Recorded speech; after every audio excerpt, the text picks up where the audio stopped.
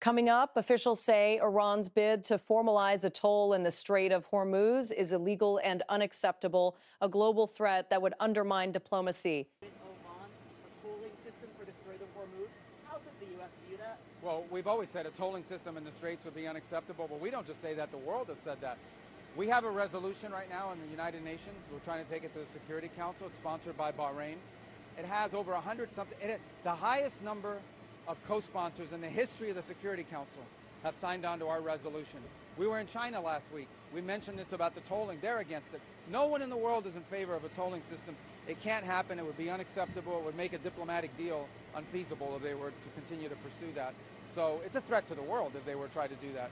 And it's completely illegal, by the way. Go ahead. Mr. Secretary, is Cuba's drone fleet posing a national security threat to the U.S.? Well, I hope not, given the fact that we're sitting here in Homestead, Florida, only about 180. No, look, I'm not going to comment on military matters or national security threats directly linked to the United States in specificity. Here's what I can tell you. Cuba not only has weapons that they've acquired from Russia and China over the years, but they also host Russia and Chinese intelligence presence in their country, not far from where we're standing right now. So Cuba's always posed a national security threat to the United States. They, by the way, have been one of the leading sponsors of terrorism in the entire region. You look at the groups that work out of Colombia that have destabilized that country over the years, with full support from this regime over there. So Cuba's consistently posed a threat to the national security of the United States. And the other thing that poses a threat to the national security of the United States is to have a failed state 90 miles from our shores run by friends of our adversaries.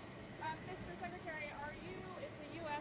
administration offended that the regime has not taken you up on the offer of $100 million in humanitarian aid yet? Are we offended that the Cubans have not accepted our $100 million? Well, they say they've accepted it. We'll see if that means it. Because here's the thing.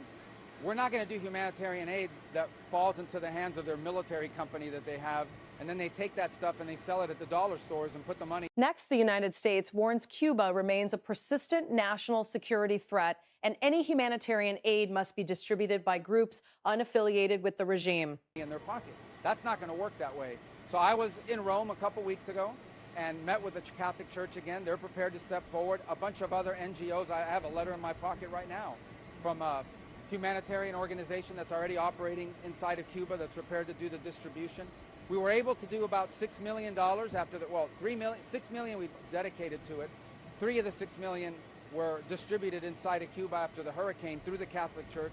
Obviously, there's another 3 million that's being held up, by the way, by the Cubans through their permitting process. We might have just gotten a few days ago permission to do the other 3 million.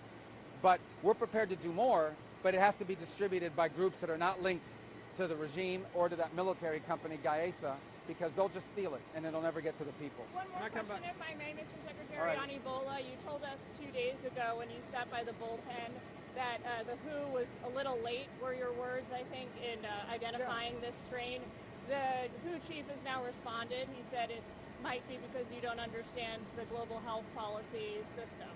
Do you have a response to that? Well, the World Health Organization has unfortunately not done well around the world. I think they failed miserably during COVID. They covered for China, and that's how we're getting out of it.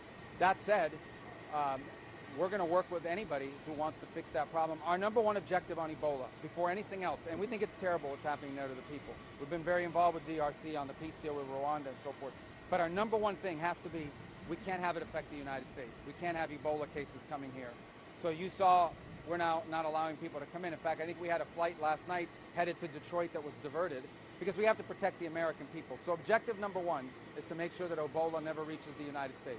Objective number two is do what we can to help the people of DRC and neighboring countries so it doesn't spread.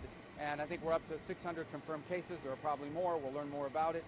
We're providing, I think we've offered to fund the first 50 clinics that pop up and are ready to step forward.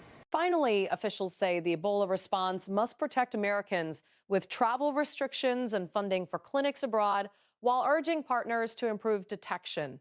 So I wish we would have gotten started on this 2 weeks ago, that the alert had gone out sooner. I also recognize that the outbreak began in a war-torn country in a very rural area that perhaps doesn't have some of the support networks that some of the other places have. But again, I want to repeat to everybody, we care about Ebola. We don't want anyone dying or being affected by Ebola. But our number one priority will always be making sure it doesn't come to the United States. That's our number one obligation. On NATO, Mr. Secretary. On what? On NATO. NATO, There okay. are some reports that the US is going to say this week that it will reduce its contribution to the NATO force model to shrink the number of forces available in a crisis. Well, that or in wouldn't. an attack. First of all, any changes to our posture in NATO would not be for me to announce. That's something that the President, the Department of War would do. This is a foreign ministers meeting. We'll talk about some of those issues. I don't think anyone is shocked to know that the United States and the President in particular is very disappointed at NATO right now and what it has meant. Understand that I've been a strong supporter of NATO my entire career. I've defended it. I believe it's important. I believed it's important. But the number one thing I used to tell people was the reason why NATO is good for America, because that's the question. Anytime you join anything, you have number one answer has to be, why is this good for America? The reason why NATO is good for America, I know why NATO is good for Europe, but why is NATO good for America? Because it gives us bases in the region that allow us to project power during a contingency in the Middle East or somewhere else. So when that is the key rationale for why you're in NATO, and then you have countries like Spain denying us the use of these bases, well then why are you in NATO? That's a very fair question. Now, in fairness, other countries in NATO have been very helpful. But we need to discuss that. That needs to be addressed, and that's what I hope to address and to set the table for the leaders meeting, which will be happening in Turkey, I think next month, if I'm not mistaken, in July. Does the administration still believe that your NATO allies are cowards? That what? Does the administration still believe that your NATO allies are Well, cowards? the President's been very disappointed. Understand that there are many countries in NATO that agree with us that Iran can't have a nuclear weapon,